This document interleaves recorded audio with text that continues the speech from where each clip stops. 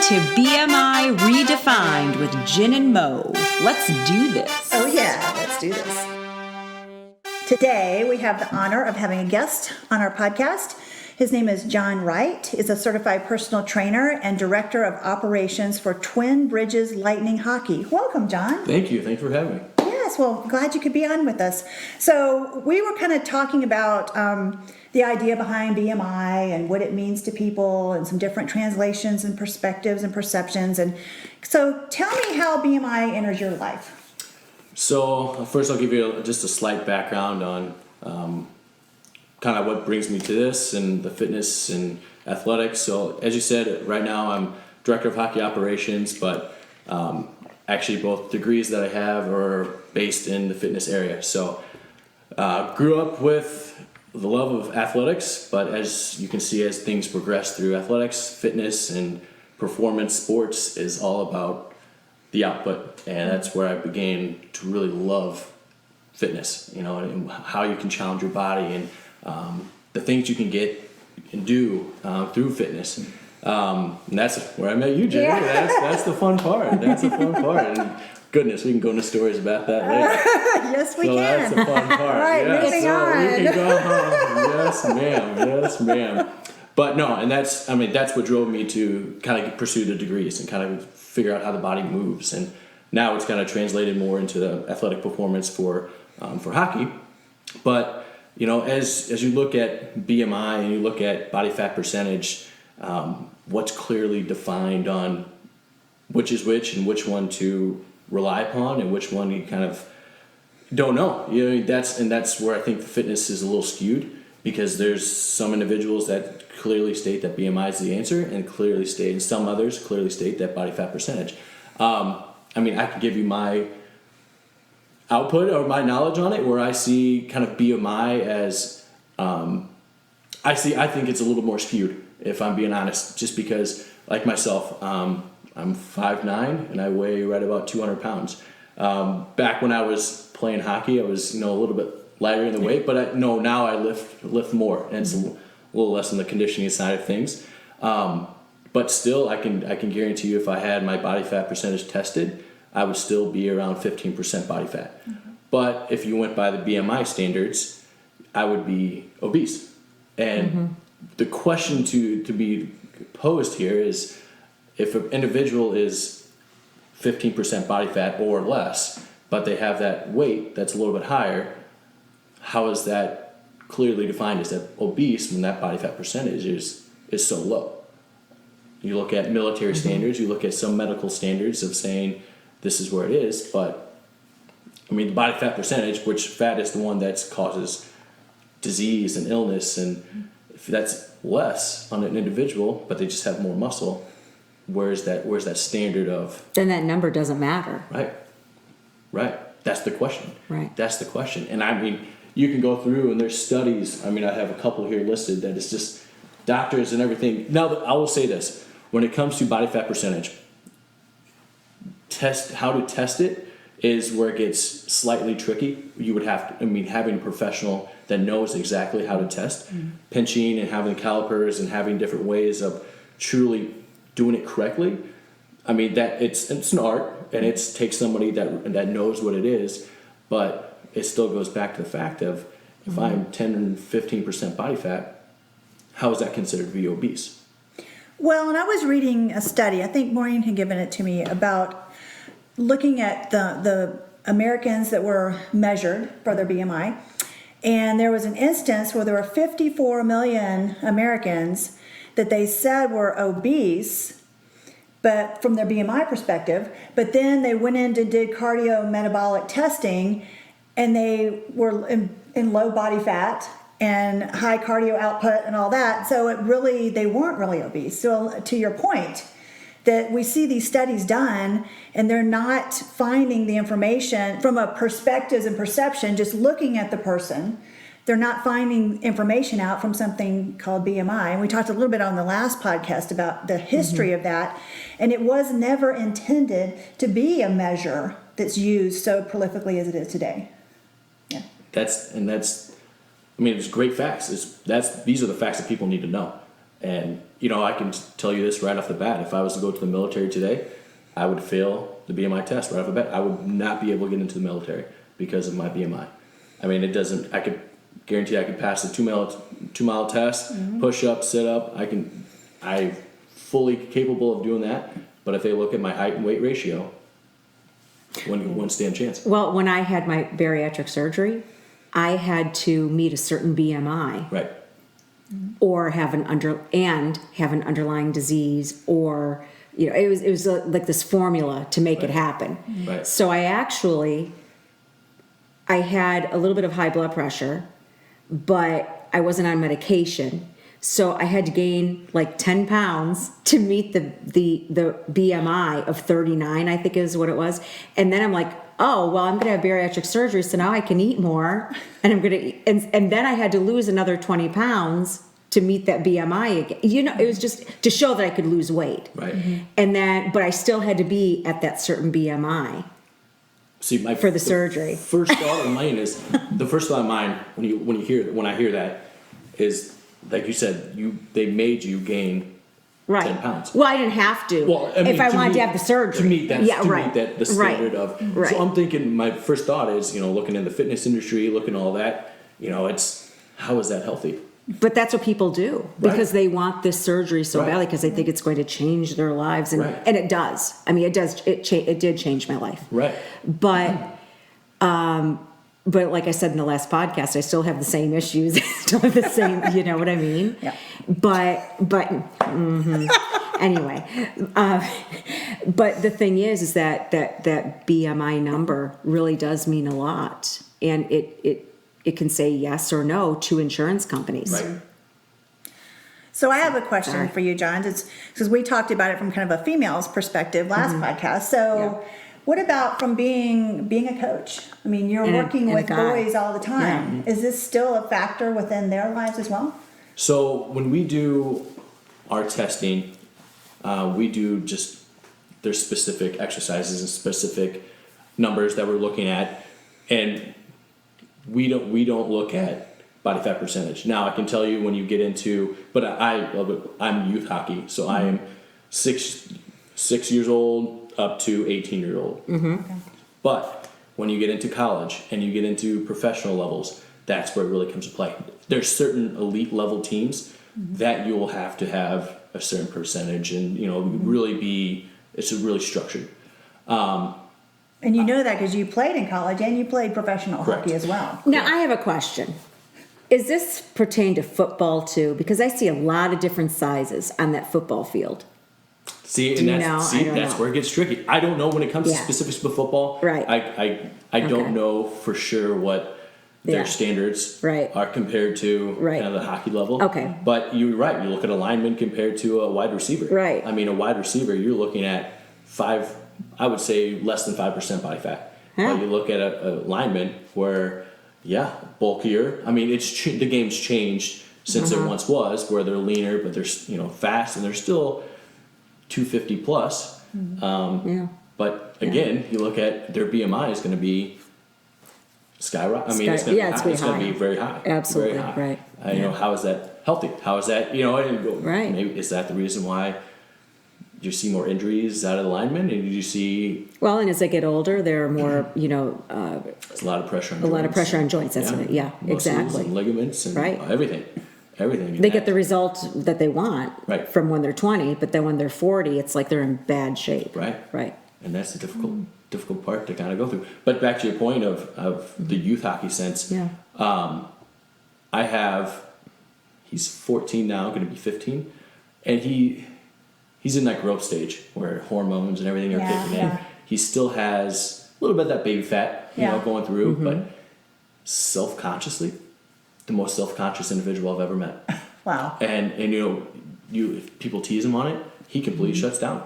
I mean, you look at his play during the games, and completely different player, and all it's between the ears. You know exactly what it is, and it's all because I've had his parents come up to me, and we've tried figuring out different ways. We've done food logs. We've done different ways to kind of figure out what we can do to help him lose that weight. But I think it all pertains back to his growth style, and just he hasn't hit that that growth yet, Yeah. and he's still holding on to that, that baby fat kind of lead, or how you would want to call it there. But psychologically, it messes with the kid until he hits, and he's probably 5'6", 5'7", so he's a decent size for a 14-year-old. Yeah. Going to be big. You can tell. Yeah, His parents right. are big. He's going to be a big boy. Right. But and it's hard for him. It's hard for him to really acknowledge the fact that he has it now. Maybe he won't. But I mean, his parents have come up to me in the past and said, he won't go to the pool because he's afraid to take off a shirt. He won't. When friends are going to the lake,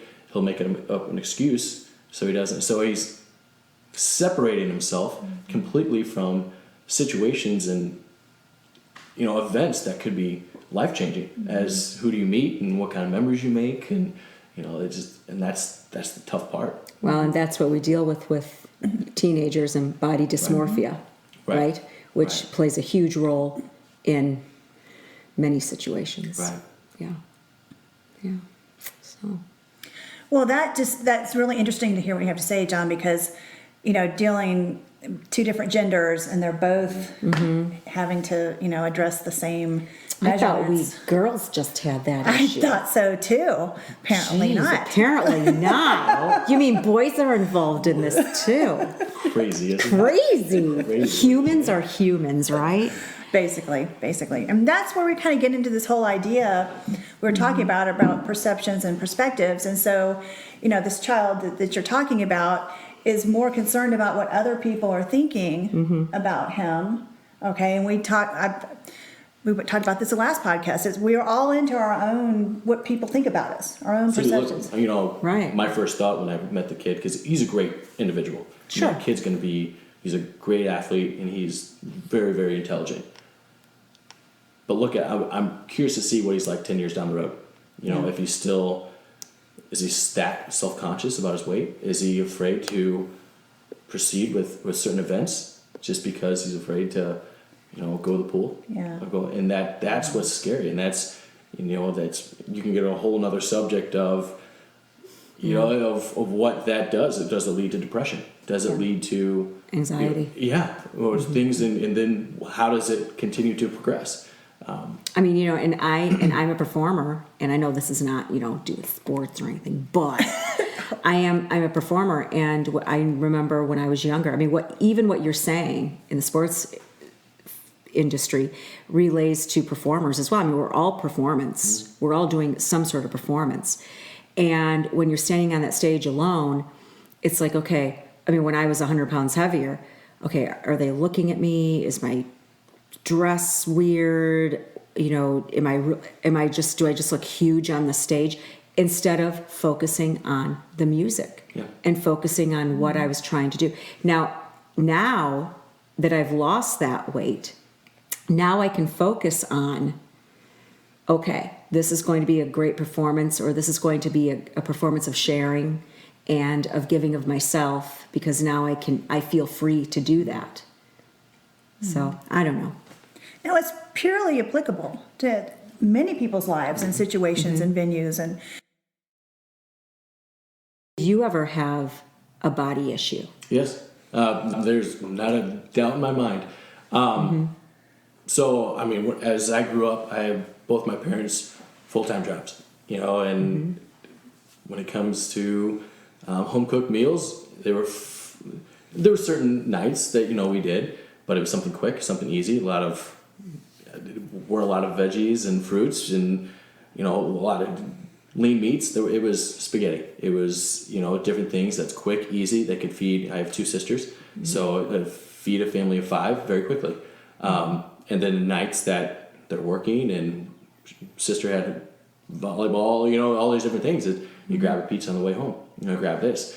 And you don't realize it until you look back at certain pictures and you're like, holy cow, I was a chunky kid. And I was, I was thick. And, there's certain people that, tease you and things like that. And it didn't really, I mean, I was actually homeschooled up until 5th grade. And then after that, started getting into the middle school. And that's when you start seeing that. Well, for my, Absolutely. I think that's for many of us. Oh, yeah. I mean, middle school, high school, it can be brutal. Right. Yeah. And to me, I mean, I wasn't too self-conscious about it. I mean, obviously you listen to it and my focus was always sports. I loved athletics, and that was my own focus. But looking back and certain things that I do now, and you still remember those kids that are say certain things. That I don't know how censored you want me to be here, or uncensored you want me to be here. You can say it, but but you look at kids would say there was kind of a group of it. Kid has man boobs and things like So you look at in your 6th grade, you're like, holy cow, is this true? It makes you think. But still, this day, you think of and you see certain things in pictures like, holy cow, do I still have those man boobs? Right, exactly, right. But it sticks with you. Yeah. You always remember those certain negative issues where there's so many more positives that you can kind of move forward and see. But sometimes it's hard to bring out those positives, and then when you're made fun of or bullied about something, then those really stick with you for life. They really do. And it can ruin a person. It can. Because if you don't have that self-confidence or to just leave it, then it really will stick with you. So like that boy that you're talking about, I hope that he finds that self-confidence to figure out that you are more than that. Right. See, I always related back to, again, I'll go back to athletics because I was very confident in what my abilities, what I could do on and off the field, on and off the rink, and I was so confident there. And I, always get home from school, I was going to an event, and so it could have been a bad day at school, but I went to the rink or went to the field and just loved it and brought out so much joy. So I could, not saying like school things and bullying was bad because it wasn't by any means, but there's certain people, and I think that's everywhere. But again, go back to the self-confidence. You're just so self-confident that my abilities were able to kind of overcome and relate back to what athletics can bring out in an individual and what it can do to help. I know, and I think for me, my music saved me. Yeah. And what about you? Well, this kind of brings up how John and I met in the first place. So I had been working out with a trainer for about 4 or 5 years at the time, and he ended up passing away unexpectedly. And so I admit, I was just kind of grieving that loss, and I pretty much fell off of training for an entire summer, I believe it was, and put on a few pounds, so to speak. So I show up at the gym where John was working at the time, and told my story about kind of the car wreck and everything kind of happening. And then I looked at him and said, okay, what do you think? Let's go back just 1 second. Just 1 second. So Jenny walks into the gym, walks into the office, and she starts talking about everything that's happened to her. And I'll admit, I didn't listen to the last podcast, so I don't know if you went into the extent of your injuries. No, we didn't.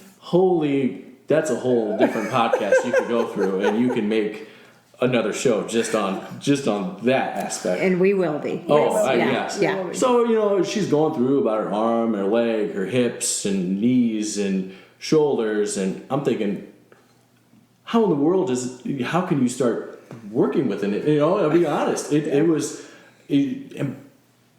But on the second hand of that, you were always so positive. And that's the whole different way. And that's where you see, like yourself now and the clients you're working with and what you're trying to do, the positive that you're going to bring out in the world. And that's the cool thing. Well, it just kind of comes down to the slogan that my father-in-law helped me craft after the wreck happened, and I was in the wheelchair for a while and learning to walk again and all that. And he said, it's not what happens to you, but what you do with what happens to you. So that's anyway, John took me on as a client, and we kind of got me back in shape, so to speak. So that was really interesting because we had a lot of good conversations, and I started studying to become a trainer, and you really helped me understand more how to apply the knowledge that I was picking up through my studies and actually put it into practice. So yeah, you really helped me get back on track. Do you remember, I don't know if you remember this or not, but going back, do you remember some of the first things that you would continually say when you would come to the gym? Like one of the first things that when you met and you said, yeah, I want some personal training, but there's one thing that you never wanted to do. Do you remember? Well, back then I thought deadlifts were evil, but now I like them. I'm talking, one of the first things you said, I never want to get on the scale. Do not put me on the scale. That's right. That's right. But you made it very clear. And we didn't. No, never did.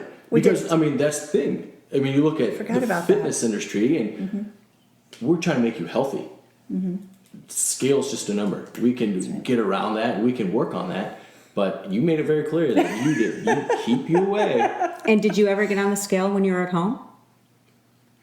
About every 4 months. Okay. Yeah, and I keep- tell you, I you keep keep you. track, yeah. I tell them Yeah. about every 4 months. But the main thing was the mirror. How are my clothes fitting? I was able to wear some of my workout clothes in the bright colors that I used to wear back Right. in the day, and so I could just tell things were fit, and I was just feeling better and more energy and climbing stairs better. And actually, he made me run on the treadmill.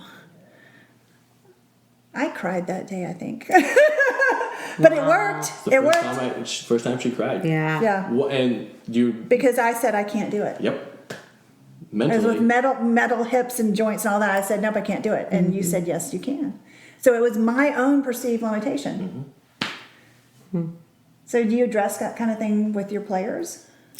Perceived limitations? you know, that's tricky. Yes, I mean, there's a lot of individuals that, you know, say they can't do this, can't do that, but as you guide them and push them through, you know, you see it's different.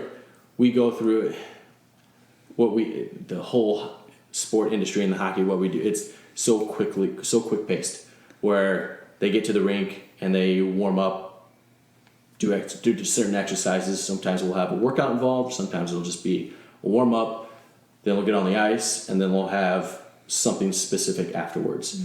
But with, I guess the skewed part is we have teams that are just rotating in. So a lot of times I have one specific team that I put a lot of focus in, but on certain days you're working with one and then the next one comes in. So you're trying to get them into the next. So it's hard to sit down with all of them and see.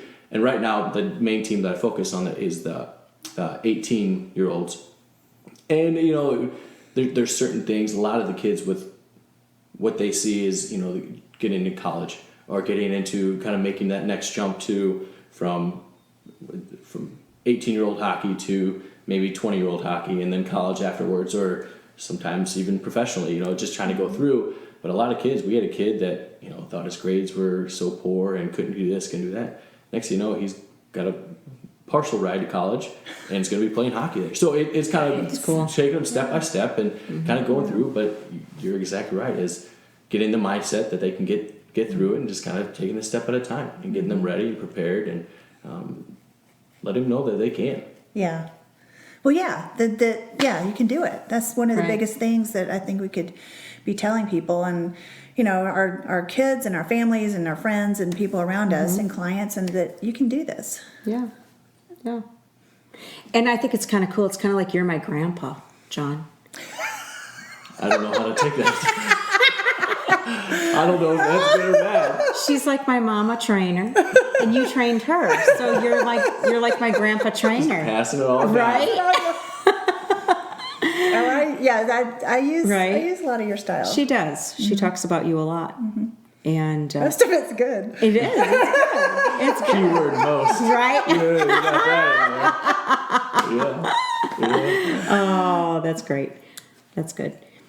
So this has been awesome, John. We are so excited to have you talk with us today and to talk to our listeners, and we look forward to meeting up with you again. Anytime. Appreciate you having me. Thank you. Thank you. It was fun.